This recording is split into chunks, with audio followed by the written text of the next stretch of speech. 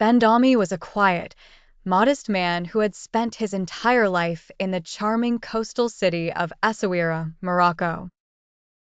He worked as a taxi driver, navigating the city's narrow streets and cobblestone alleys with the ease of someone who had driven them 1,000 times before. He lived with his elderly mother, Malika, and his younger brother, Rashid, in a small but cozy apartment in the heart of the Medina.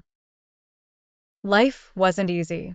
Bendami's income barely covered their essential needs, and every day was a struggle. His taxi, an old, battered Peugeot, was both his livelihood and his greatest worry. Repairs kept draining his sparse savings, leaving little room for anything else. Bendami always wore a warm smile, but inside, the weight of responsibility pressed heavily on his shoulders. One day, while waiting for passengers at his usual spot near the harbor, Bendami noticed a group of tourists huddled together, trying to book a ride through an app. Their frustration was palpable, and his curiosity was piqued.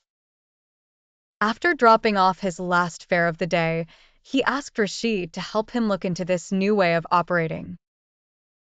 With Rashid's tech-savvy assistance, Bendami registered on the ride-sharing platform and began to receive bookings almost immediately.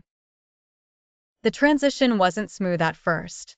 Bendami had to learn how to use the app, understand the rating system, and familiarize himself with the digital payments. But he was determined. Slowly but surely, he started getting more rides. Word spread quickly in the small city. Bendami's charming demeanor and extensive knowledge of Essaouira made him a favorite among locals and tourists alike. His ratings soared, and his earnings improved significantly. With the additional income, he fixed up his taxi, bought a new uniform, and even managed to set aside some savings.